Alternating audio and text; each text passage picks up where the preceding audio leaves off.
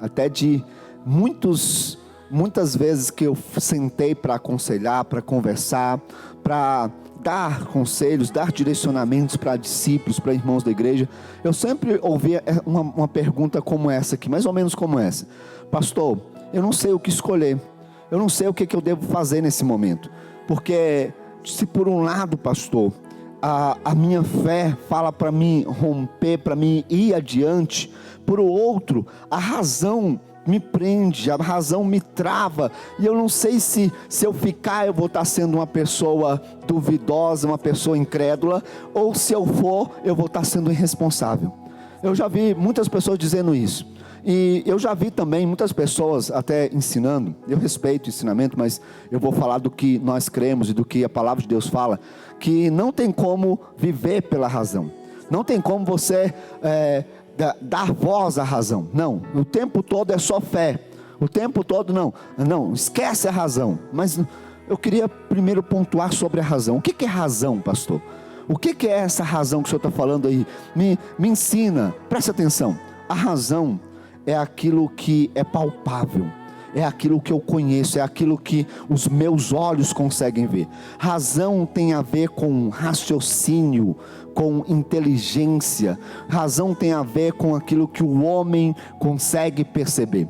Todas as vezes que a gente vê uma situação e fala assim, você tem que ir pela razão, quer dizer que você tem que ir pelo que já é lógico, pelo comum, pelo natural. A razão envolve as coisas naturais. Só que a Bíblia nos mostra que muitas vezes é necessário isso. É necessário a gente pisar, colocar o pé no chão e entender a razão. E a razão pode ser a resposta também. Por exemplo, uma história que a gente conhece muito é aquela história do filho pródigo. Você lembra da história do filho pródigo? Quem lembra dessa história, diga amém. O filho pródigo é aquele rapaz que saiu da casa do seu pai, falou com o pai assim: pai, me dá a metade da herança, que são 2 filhos, me dá a minha parte, que eu vou embora. E o pai, mesmo contra a vontade, falou assim: filho, eu vou te abençoar, tudo bem, pode ir. E o filho pega aquele dinheiro, vai embora para um país distante, arruma amigos, né? Porque é interessante que quando a gente está no mundo, e se você tem dinheiro, se você tem um carro, se você tem um cargo, se você tem influência, você tem também muitos amigos. Mas quando você perde o cargo, quando você perde o dinheiro, quando você perde a influência, aí às vezes você vai ficar sozinho. Porque no mundo é assim, gente. Aqui na igreja é totalmente o contrário, né? A gente recebe as pessoas, geralmente elas não têm nada para oferecer. Elas têm a fé delas para oferecer a Deus. A gente fala: pode vir, filho, é isso mesmo que a gente quer. Se você tiver fé, já é suficiente para você andar com a gente. Quem tem fé já pode andar conosco, já pode fazer parte da Catedral da Paz, já pode ser discípulo. Ah, mas se for pecador, se for uma pessoa ruim, não, vem com a sua fé, deixe Deus fazer o resto, amém? Então aquele filho pródigo passou por isso. Quando ele perdeu o dinheiro, ele ficou sem ninguém. E aí, além de ficar sem ninguém, ele foi para uma situação que ele passou fome, necessidade. A Bíblia fala, gente, a gente costuma dizer que aquele menino, ele comia da lavagem dos porcos, mas na verdade, você pode ler o texto, ele tinha vontade de comer. E certamente tinha alguém vigiando ele, falou assim: você não pode comer isso aí não, viu? Isso é dos porcos, o seu é aquele que nós separou lá no final do dia, só um pouquinho. Ele tinha vontade de comer e não tinha como comer. Não era permitido ele comer da lavagem dos porcos. Aí aquele menino, olha como que é importante a razão também às vezes. A razão é importante porque aquele jovem pensou assim, ele raciocinou. Não foi nem fé, não foi um anjo, não foi um pastor que chegou ali para ele, não foi uma revelação, foi um raciocínio lógico. Ele falou assim: peraí, eu estou aqui alimentando os porcos, passando fome, e lá na casa do meu pai, os empregados dele, eu estou lembrando, eles viviam bem. Sabe aqueles patrão que paga bem o funcionário, que faz almoço, janta, dá café da tarde, café da manhã, sabe? Era o pai dele. E ele falou assim: peraí, a minha lógica é essa, meu raciocínio está falando assim: peraí, eu não sou digno de ser filho de novo, mas se eu for lá, eu tenho certeza que meu pai vai me aceitar como empregado, e eu vou viver melhor do que eu estou vivendo aqui no mundo, como empregado lá do meu pai. Diga assim: ele usou a razão. Diga, ele usou o raciocínio. Gente, ele raciocinou, não foi uma revelação. É lógico que lá na frente a parábola é para ilustrar como Deus nos ama e como Deus nos surpreende. Lá na frente o pai surpreendeu o filho, porque o pai não aceitou ele como empregado, mas recebeu ele de novo como filho, amém? Se você caminhar para o pai, ele sempre vai te receber como filho. Se você caminhar arrependido, ele sempre vai estar de braços abertos para você. Mas aqui a gente prova, é necessário também a razão, é necessário esse raciocínio, até porque nós, antes de sermos filhos de Deus, nós éramos criaturas. E o que nos diferencia das outras criaturas de Deus, das outras criaturas, dos animais, de todos os outros seres, é o nosso raciocínio, é a nossa inteligência. Por mais que tem muitos animais aí hoje, né? Tem os pets, né? Que são muito inteligentes. Dá para perceber que tem os cachorrinhos, os gatinhos, que eles têm um sentimento, né? Você vê que ele tem um sentimento pelo dono. Mas mesmo assim, não existe um ser tão inteligente, tão racional, tão capacitado para aprender, para descobrir como ser humano. O nosso raciocínio, a razão que está em nós, a nossa capacidade de inteligência nos faz diferente. E isso também a Bíblia mostra que é importante. Você vai ver com a história de um homem chamado Paulo. Paulo era uma pessoa estudiosa, inteligente, gente. Eu não estou aqui para falar com você que você não precisa ser inteligente, você não precisa de conhecimento, não. Pelo contrário, vai estudar sobre Paulo. Você vai ver que Paulo estudou na melhor escola de teologia que tinha da época. O professor dele foi Gamaliel, o top dos tops. Paulo era poliglota. Por que você acha que Paulo foi o único ali daquele grupo dos apóstolos ali que viajou de cidade em cidade, de país em país? Ele falava muitas línguas. Ele foi para a Itália, para a Grécia, por tantos outros lugares, e foi abrir igreja, foi pregar a palavra em diversos idiomas. Diga assim, porque Paulo tinha uma inteligência, amém? Ele adquiriu essa inteligência, a razão, o raciocínio, a inteligência. Isso é importante. Só que aqui que está a virada da nossa chave. Presta atenção, pastor, eu tenho que viver pela razão. Eu tenho que estar totalmente pautado no que eu conheço, no que eu sei. Eu não posso ir além daquilo que eu sei, ou eu posso ir além usando a fé. Preste atenção. A Bíblia fala que nós temos que viver pela... Por que a gente tem que viver, gente? Qual que é a forma de um cristão viver? É pela... Então, peraí. Vamos colocar a primeira chave aqui agora. Entre a fé e a razão. A razão, ela pode até guiar alguns passos meus, mas a minha vida, ela tem que ser pela fé. A razão, ela pode até me frear em um momento ou outro, mas o meu viver tem que ser pela fé. Por quê, pastor? Vamos de novo pensar na razão aqui. O que é a razão? A razão é o que eu conheço, é o que eu posso aprender. A razão é o que a ciência explica, é o que o homem explica. Se eu for viver pela razão, eu vou viver dentro de um limite do que eu conheço. Mas se eu quero viver aquilo que é inimaginável, o extraordinário, se eu quero permitir que Deus me surpreenda, filho, eu tenho que viver pela fé, porque a fé não tem limites. A Bíblia fala que pela fé tudo é possível, e a Bíblia fala que a fé é algo tão grandioso. Olha o quanto é grandioso. A Bíblia fala que Deus pode todas as coisas, não é assim? Mas a Bíblia também fala que aquele que tem fé pode tudo. Aquele que tem fé, para ele tudo é possível. Querido, eu estou aqui para te dizer, a razão é importante para alguns passos, mas a fé é importante para a vida inteira, para a caminhada inteira. Eu estou aqui para te dizer que nós não vamos viver pela razão. Nós podemos caminhar pela razão em alguns momentos, mas a nossa vida é pela fé. Nós não vamos viver pelo que vemos, mas assim viveremos pelo que não vemos. Quem crê nessa palavra? Quem já está desperto aí a sua fé? Quem já pegou essa chave? Dá um grito de glória a Deus. Aleluia. A razão é aquilo que eu vejo, aquilo que eu sei, aquilo que tem limites. Diga, a fé é sem limites. Diga, a fé excede o entendimento. Amém? Agora presta atenção aqui. Essa palavra, ela é tão poderosa, querido, presta atenção, que não tem como eu liberar todas as chaves, toda a unção que Deus colocou aqui só nesse culto de hoje. Domingo que vem eu vou continuar essa palavra. Domingo que vem nós vamos fazer a parte 2 dessa mesma palavra. Hoje nós vamos ter a primeira parte, domingo que vem a gente continua, tá bom? Mas eu quero te entregar aqui 3 chaves, já hoje. 3 chaves para você já aplicar elas e entender, para você escolher. A terceira eu vou falar entre a fé e a razão. Pastor, como que eu vou escolher entre a fé e a razão? Mas presta atenção na primeira e na segunda chave aqui, ó. O Efésios, o texto que eu pedi para você abrir. Olha o que a Bíblia fala aqui, ó. A palavra fala assim, ó: pois vocês são salvos pela graça. A nossa salvação, ela vem pela graça. Diga assim: graça é o favor de Deus. Diga assim: graça é o que eu não mereço, mas que Deus fez. Filho, quem sou eu para merecer uma pessoa morrer no meu lugar? Não, pastor, mas pelo menos o senhor que é pastor, capaz que o senhor merecia. Não, filho, nada disso. Eu sou tão falho quanto você.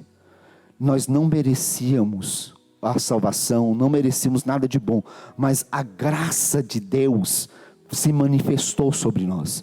Só porque a graça só se manifestou por meio da fé. Diga assim: a fé foi a ponte para chegar na graça. Amém? Só que agora presta atenção nessa palavra de Paulo também, aqui ó, nós falamos sobre Paulo, quanto Paulo é inteligente, quanto Paulo era estudioso. Ele disse assim, ó: isso não vem de vocês, é dom de Deus.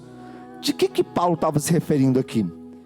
Quando ele fala que não vem de nós, mas é um dom de Deus, Paulo não estava falando da graça, que é um dom de Deus. A graça já é um favor por si só, mas Paulo estava falando da fé. A fé é um dom de Deus. Dom é aquilo que nós recebemos de graça, é um presente.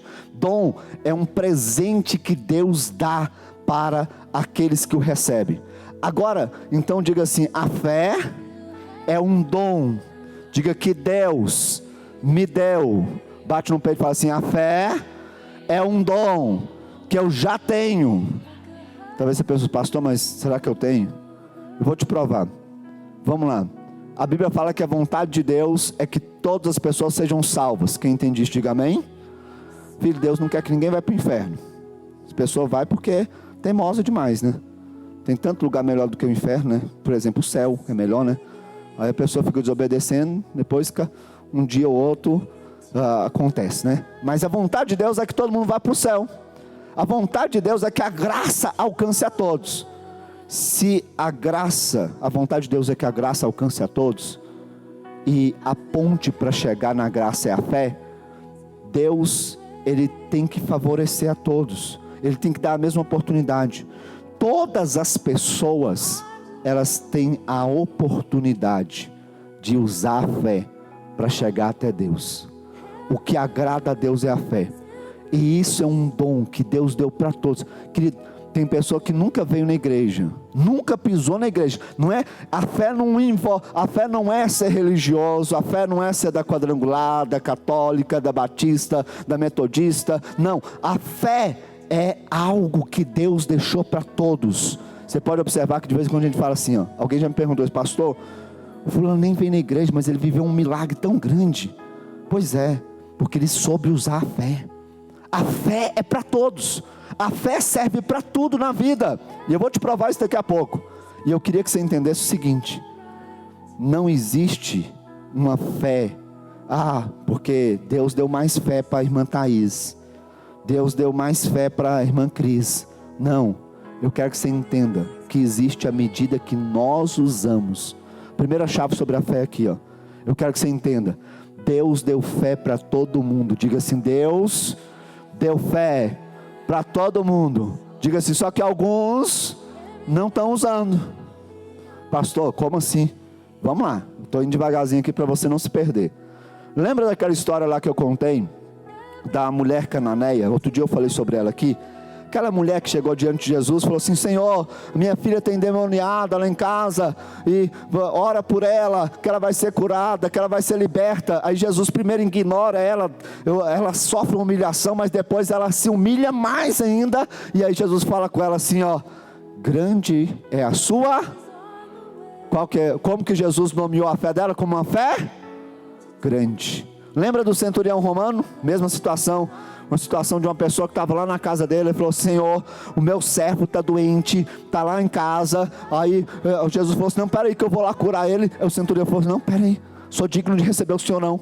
Se o Senhor der uma palavra, já é suficiente. Quando ele falou assim: se o Senhor der uma palavra, aquele que está lá em casa vai ser curado. Jesus falou com todos e falou assim: ó, nem Israel ouviu uma fé assim. Grande é a fé desse homem. Como que Jesus nomeou a fé daquele centurião como uma fé muito... Espera aí, pastor, então a fé deles era grande, eles tinham muita fé. Você vai entender. Agora, em contrapartida, em 2 momentos na Bíblia especiais que eu quero citar aqui. Um momento em que os discípulos estão no barco, vem uma tempestade sobre o barco. A Bíblia fala que eles ficam atordoados, pensando assim: nossa, esse barco vai virar, esse barco agora a gente vai morrer, vai acontecer uma tragédia aqui. Jesus está tranquilo, deitado, dormindo lá, descansando. Alguém chama ele: Senhor, Senhor, nós vamos morrer. A Bíblia fala que ele sai de onde ele está, ele vai até a frente do barco, estende a mão, o vento cessa, filho. O vento cessou.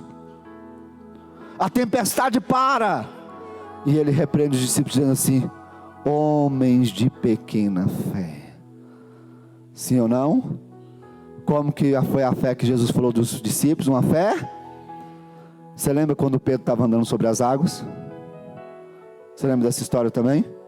Quando ele começou a afundar, e ele grita a Jesus: Senhor, eu estou afundando.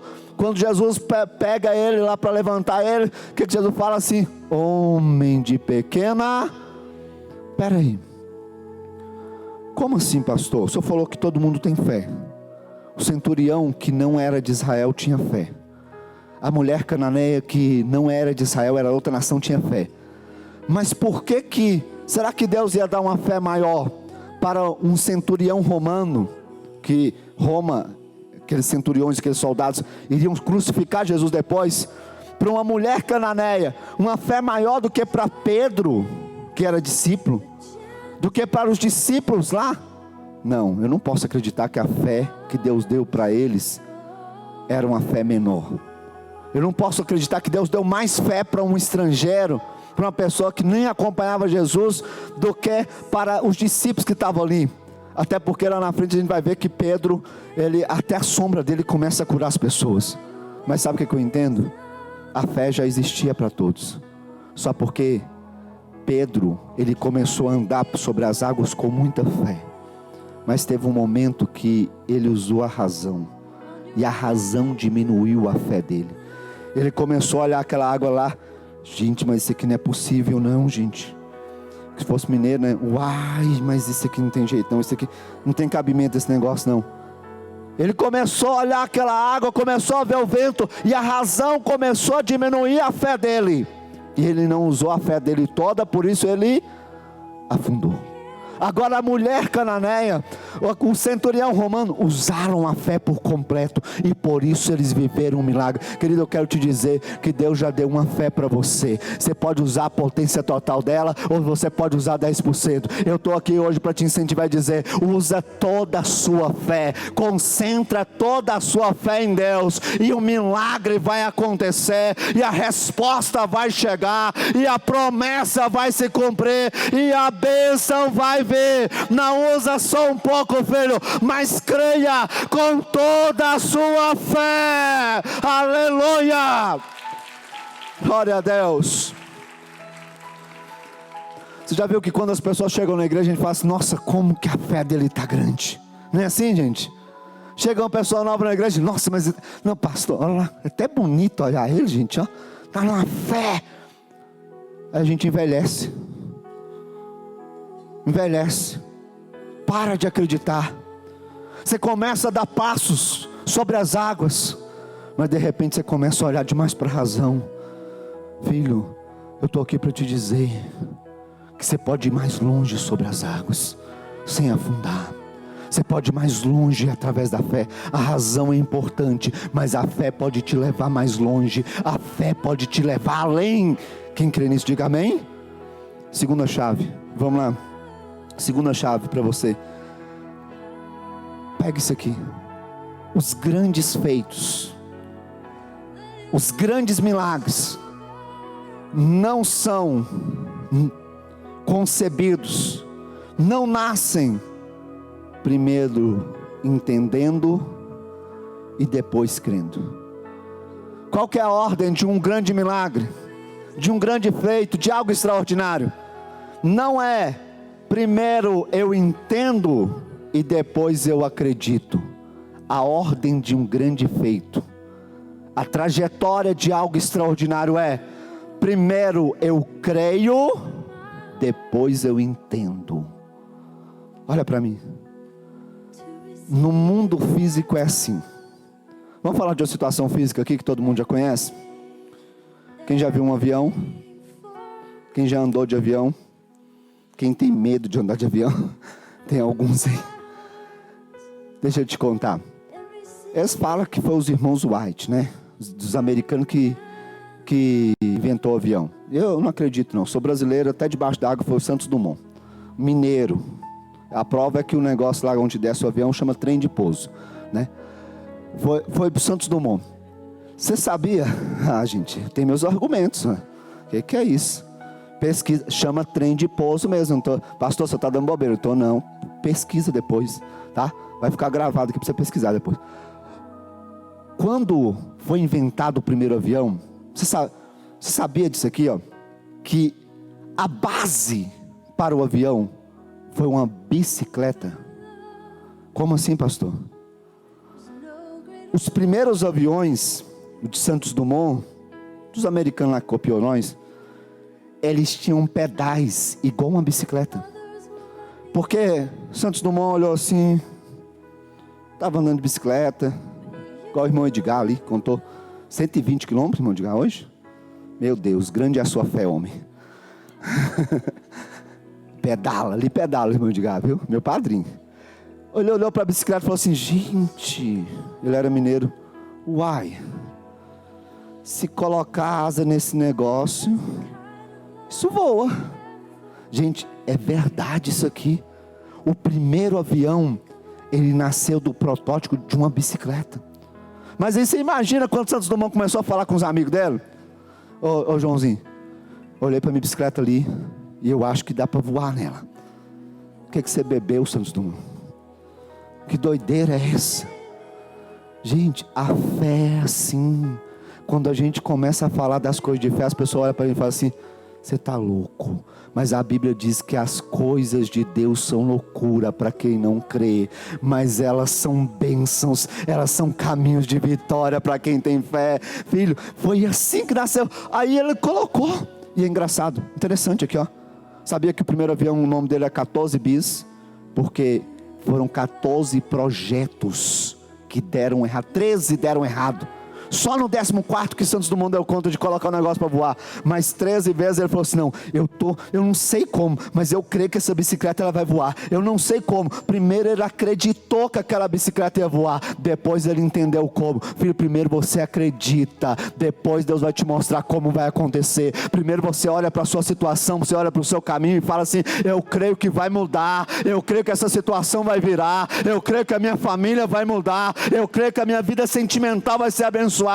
Eu creio que a minha empresa vai crescer. Eu creio que o meu negócio vai prosperar. Eu creio, eu vejo pela fé. Aí depois Deus faz o caminho. Aleluia. A fé funciona. Parece loucura, mas funciona. Eu fico pensando, história de Naamã, que é da quarta-feira. Por um momento Naamã olhou para aquelas águas e falou assim: gente, mas isso aí não vai dar certo. A razão bateu na porta dele. Ele falou assim: não vai dar. Tem hora que a razão bate na nossa porta. E a gente quer entender. Mas por quê? Como que vai ser? Às vezes Deus dá ideia, filho. Deus faz você ter o sonho. Deus coloca a semente no seu coração. Você sai daqui crendo, você sai daqui quase igual o Santos Dumont, montando na bicicleta, falando assim: vai voar. Mas aí quando chega alguém fala assim: como? Ei, você tem que abrir mão do seu entendimento. Porque se a razão ela vem do raciocínio lógico, na razão eu entendo, na razão eu compreendo, na razão eu creio, na razão eu tenho um controle da situação. Na fé não tem entendimento, não dá para entender. Você lembra da palavra? Eu não sei explicar, mas eu sei que Deus vai fazer. Eu não sei como, mas Ele me deu a visão. Eu fico pensando, gente, olha como que as coisas naturais envolvem fé. Isso é a prova que tem gente que não vem na igreja e tem mais fé do que muita gente está na igreja. Um dia alguém, eu fico pensando como é que aconteceu isso. Eu viajo, tem hora nesses negócios, né? Um dia alguém estava querendo atravessar um rio, pensou assim, gente, mas de canoa, estou com medo para atravessar nessa canoa, porque canoa balança demais. Podia ter um trem aqui, né, para a gente passar de um lado para o outro, sem andar no barco, sem andar sobre as águas igual Pedro. Mas podia fazer uma ponte aqui. Capaz que alguém falou assim, como é que você vai fazer ponte? O que é isso? Colocar trem por cima do rio? Hoje tem ponte para tudo quanto é lado. Por quê? Porque alguém olhou e falou assim, nós podemos fazer algo diferente. Onde muita gente vê problema, filho, com os olhos da fé você pode ver uma solução. Você pode ver algo extraordinário. Onde muita gente está vendo algo e fala assim, não tem jeito. Onde o cenário é adverso, as pessoas falam assim, aqui é lugar de parar, aqui é o lugar de desistir. Você com os olhos da fé, você vai ver uma oportunidade, você vai ver um milagre. Com a fé eu consigo ir além. Com a fé eu não preciso entender, eu creio. E depois, se der certo, eu entendo. Quem vai viver a fé assim, dá glória a Deus. Aleluia. Eu falei com você que é muita unção, são muitas chaves aqui para abrir o céu sobre nós. Não dá para terminar hoje, mas eu vou falar da última aqui de hoje. Agora a pergunta é, como que eu escolho, pastor? Entre a fé e a razão, então? Quem que é a pessoa que consegue escolher fé quando a razão está batendo na porta?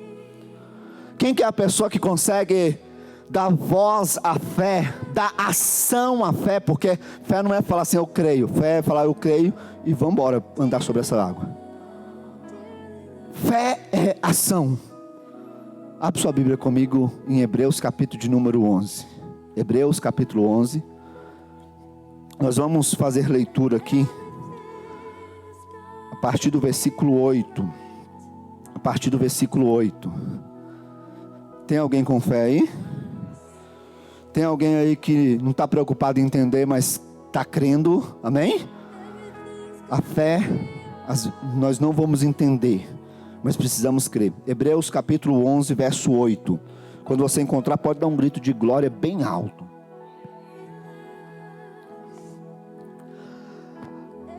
Capítulo 11 de Hebreus é o capítulo que mais fala sobre fé na Bíblia. Na verdade, você vai ver que no capítulo 10, no 11 e no 12, o tema fé é o centro desses capítulos. Aqui, nesse capítulo 11, tem a lista de maiores histórias da Bíblia. Não tem nenhum capítulo que tem tanta história, que tem tanta referência na Bíblia como o capítulo 11. Aqui fala sobre os heróis da fé. É aquele capítulo que no versículos anteriores fala que sem fé é impossível agradar a Deus. E o escritor da carta de Hebreus, eu acredito muito que seja Paulo. Eu acredito, pelos meus estudos, muitos teólogos defendem que foi Paulo, outros falam que foi Lucas, mas eu acredito que seja Paulo. Não é certo que seja, mas é algo que eu acredito. Ele separou uma parte maior desses versículos para falar sobre a fé de um homem chamado Abraão. Do versículo 8 ao versículo 12, fala-se sobre a fé de Abraão, e depois ele vai voltar a falar sobre a prova da fé de Abraão, já no versículo 17. Eu vou fazer uma leitura extensiva, uma leitura com poucas pausas na primeira parte, do versículo 8 ao versículo 12, e depois a gente vai para o versículo 17. Então acompanha comigo, vamos lá. A Bíblia diz assim, pela fé, Abraão, quando chamado, obedeceu e dirigiu-se a um lugar que mais tarde receberia como herança. Eu tenho que dar essa pausa aqui, porque semana que vem eu vou falar sobre herança. Eu vou falar sobre lugares que Deus está te colocando ou vai te levar, e você vai tê-los por herança, amém? Você consegue visualizar isso aqui? Abraão obedeceu e foi para um lugar onde depois se tornou a herança dele. Ele herdou aquele lugar passou a ser dele, filho. Filho, isso aqui não é invejar nada de ninguém não, mas é tomar posse daquilo que Deus tem para nós, amém? A Bíblia fala assim, embora não soubesse para onde estava indo, ele foi pela fé. Verso de número 9, vamos lá. Pela fé peregrinou na terra prometida, como se estivesse em terra estranha.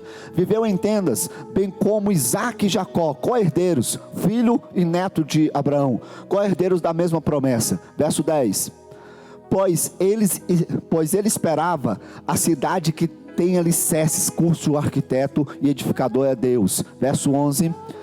Pela fé, Abraão e também a própria Sara, apesar de estéril e avançada em idade, recebeu o poder para gerar um filho, porque considerou fiel aquele que lhe havia feito que ele havia feito Só recapitulando aqui, Abraão, ele deu um passo de fé em sair da onde ele estava, ir para uma terra distante. Abraão deu um passo de fé em peregrinar nessa terra, em andar nessa terra, habitar nessa terra. Abraão deu outro passo de fé, porque ele era um homem estéril, a mulher dele era estéril, ele já era de idade, não tinha filhos e não tinha herdeiros, e aí pela fé ele conseguiu o herdeiro dele. Verso 12 agora, vamos lá. Assim, daquele homem já sem vitalidade, originaram-se descendentes tão numerosos como as estrelas do céu e tão incontáveis como a areia do mar. Diga assim, tudo isso caminhando pela fé. Você consegue ver fé nas ações de Abraão? Querido, ele andou, foi para um lugar que ele não sabia onde era. Deus só falou com ele, falou assim, Abraão, sai da tua terra, do meio da tua parentela, vai para um lugar que eu vou te mostrar ainda. Está vendo quanto que falta fé na gente? Às vezes Deus fala assim, não, Senhor, me dá mais uns detalhes aí, porque assim, né?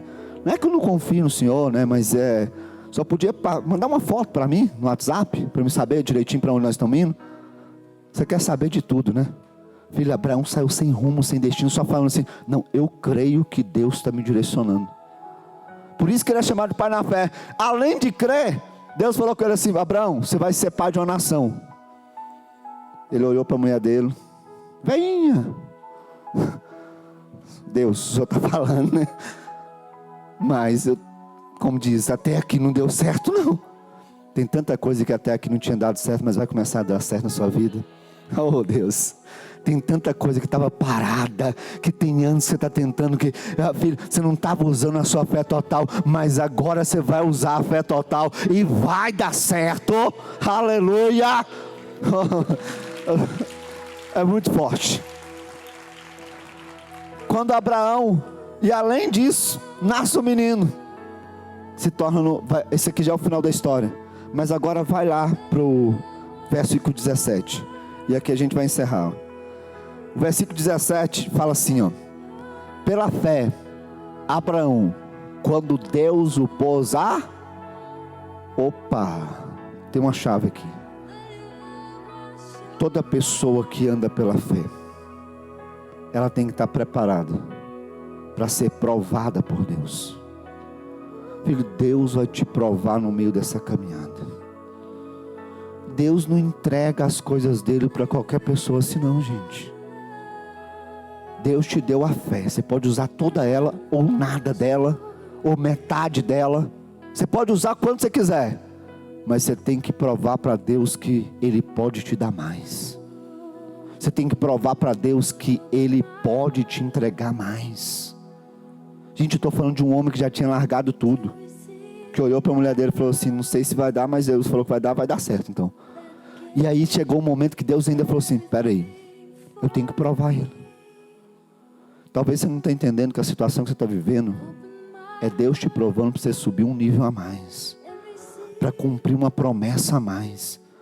A razão está te segurando tanto que você não está entendendo. Não, peraí gente, não é o diabo não, é Deus querendo que eu cresça, é Deus querendo que eu use mais a minha fé. É porque eu estava usando só 10%, agora Deus fala assim, não, está na hora de você usar pelo menos 30%. está na hora de você usar pelo menos 40, está na hora de você crer mais. Abraão, quando chegou lá, Deus pôs a prova, e ele ofereceu Isaque como sacrifício. Aquele que havia recebido as promessas, estava pronto para sacrificar o seu único filho. Verso 18: embora Deus lhe tivesse dito, por meio de Isaque a sua descendência será considerada. Verso 19: Abraão levou em conta que Deus pode ressuscitar os mortos, e figuradamente, no coração dele, recebeu Isaque de volta dentre os mortos. Presta atenção aqui. Como escolher entre a fé e a razão? Como dar passos de fé quando a razão tenta prender a gente? Só consegue dar passos de fé quem entende que tudo o que conquistou, tudo o que está vivendo, foi Deus quem deu. Foi Deus que te levou até aí. Escuta aqui, olha aqui para mim. Quando Deus chamou Abraão no altar e falou assim: Abraão, me dá o seu filho. Abraão olhou para o filho dele e falou assim: é tudo que eu tenho, mas também é tudo que Deus me deu. Deus não está me pedindo nada que Ele não tenha me dado. E se Ele está pedindo algo que eu não tenho ainda, é porque Ele vai me dar.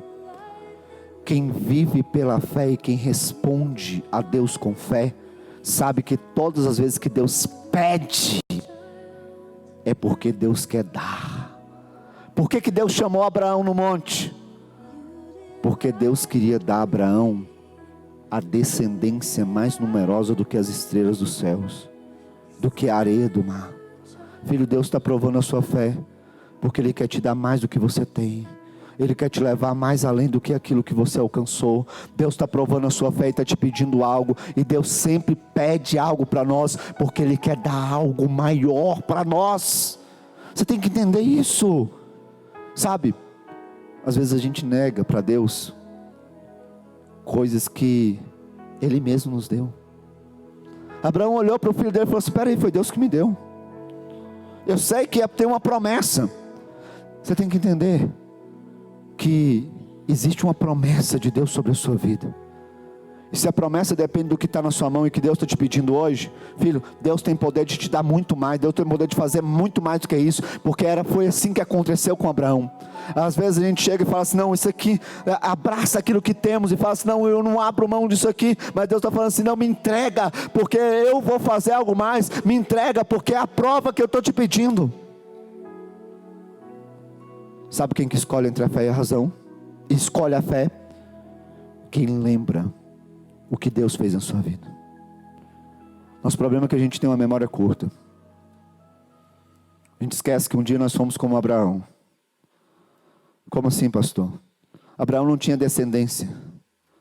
Não tinha, ele ia morrer ele e Sara. E a história dele ia acabar ali. Quantos de nós chegamos na igreja? Chegamos com a história já com um ponto final. Ponto esse colocado por muitas pessoas lá fora que já desacreditavam de nós. Que olhavam para você, olhavam para o seu casamento, para a sua família, para os seus filhos. Falavam assim: não, não vai dar em nada, a história vai acabar ali. Acabou. Essa família está fadada ao fracasso. Esse homem, esse casamento. Quantos de nós chegamos aqui sem sonhos, sem projetos, sem esperança, sem dignidade, sem nome?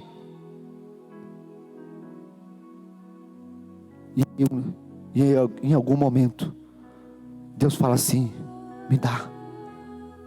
E a gente fala: não, Deus, a razão está me falando que vai faltar se eu der. Ei, eu estou aqui hoje para te dizer que Deus está procurando pessoas como Abraão, pessoas que passem na prova e que Deus possa fazer delas uma grande nação, um grande povo, uma grande bênção. Querido, Deus fez de Abraão uma bênção a partir dessa ação. Sabe, ontem eu vi um testemunho. Deixa eu contar esse testemunho para vocês, porque me edificou muito e tem a ver com aquilo que nós vivemos. Eu vi muito a nossa história nesse testemunho. A história que nós já vivemos, a história que nós vamos viver. Tem um pastor da Guatemala. Talvez você nunca ouviu falar desse país, né? O nome dele é Cash Luna, pastor Cash Luna. Pensa num cara extraordinário. Eu estava vendo uma pregação dele, e ele contou sobre a igreja dele. Ele fundou a igreja, que ele é pastor, ele e a esposa dele, em 1994. E ele contou o testemunho. Ele falou assim, que eles nunca tiveram dinheiro. Nunca tiveram. Falou assim, nossa igreja nunca teve dinheiro, mas nós sempre tivemos muita fé. A Guatemala é um país muito pobre. Ele estava pregando em uma conferência no Brasil, falou assim, não, vocês aqui no Brasil, vocês têm muita prosperidade, vocês têm muita provisão. Meu país é um país pobre, onde a média de salário mínimo lá é bem abaixo de $300 por mês. E ele falou, e ele construiu uma igreja para mais de 40 mil pessoas. Parece um estádio a igreja dele. E ele foi contando quantas vagas de carro tinha, quantos departamentos, tudo que tinha na igreja, 4.000 vagas de carro, 40 vagas para ônibus, isso tudo. E aquilo ali, eu fui vendo aquilo e falei assim, Deus, é mais ou menos isso que eu sonho. E ele falou, todas as vezes que eu ia dar um passo de fé, eu pensava assim, gente, como que eu vou pagar isso? Como que eu vou fazer isso? E Deus sempre falava a mesma coisa com ele. Assim, eu vou abençoar o meu povo. Eu vou colocar na mão do meu povo, para que o reino avance, para que a obra cresça. Cara, sabe por que me impactou esse testemunho? Porque é uma parte do que a gente já viveu. Nós já passamos algumas situações aqui, que quem está um tempo a mais, vai lembrar que a gente olhou para cá e você olhava para cima e não tinha um teto. Você olhava para o chão e não tinha o chão, porque nós estávamos na tenda. E aí, alguém perguntava, como que vai ser? Eu sempre falei, eu não sei. Mas Deus vai prover. Eu sempre acreditei na provisão de Deus.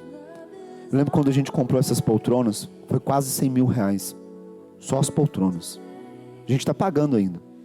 Fizemos uma oferta no começo lá, que foi a entrada. Aquela oferta foi só a entrada, estamos pagando. Aí chegou no meu ouvido de uma pessoa, não vou falar que é irmão, acho que é uma pessoa que vinha na igreja, um homem que vinha na igreja só. Pastor doido, comprar isso. Ainda falar que os irmãos que vai pagar. É caro demais, isso é luxo. Semana que vem eu vou te entregar uma chave sobre excelência nas coisas de Deus. Sobre a importância de você fazer as coisas para Deus com excelência. Não perde o culto da semana que vem não. Você vai mudar o seu padrão. Filho, você chega num cinema, não dá vontade de sair de lá não. Você acha que Deus merece menos? Só porque você acha caro? O pastor Cash Luna falou isso. Todas as vezes que ele achava caro, nossa, vai ficar tantos milhões, tal coisas que nós vamos fazer na igreja. Deus falava com ele, falava assim, por que você está achando caro? Quem vai pagar não é você. Quem vai pagar sou eu. Eu é que vou colocar o dinheiro na mão do povo. Filho, e uma nação de um povo humilde, simples, construiu um grande templo que vai gente do mundo inteiro para visitar. E ele falou que enquanto isso, ele contou no testemunho, enquanto isso, o povo prosperava. Aqueles que chegavam a pé na igreja, eles passaram a chegar de carro. Aqueles que trabalhavam passaram a abrir a sua empresa. Sabe por quê? Porque quanto mais o povo ouvia e agia por fé, mais Deus abençoava, mais Deus entregava. Filho, eu estou aqui hoje para te dizer que o nosso Deus, o Deus da Catedral da Paz, o Deus que esse pastor, esse homem que serve, ele está procurando pessoas de fé, que ele possa abençoar, que ele possa fazer delas canal de bênção para essa cidade, para essa igreja, para os projetos do reino. Eu quero ser essa pessoa, eu quero ser usado por Deus. Ei, eu sei dos projetos que ele tem para essa cidade, para essa igreja, e eu serei essa pessoa de fé, que será bênção para essa cidade, para esse altar. Quem vai ser, diga amém. Glória a Deus. Eu já falei diversas vezes, eu vou continuar a repetir. Nós vamos comprar esse terreno, nós vamos comprar esse templo aqui.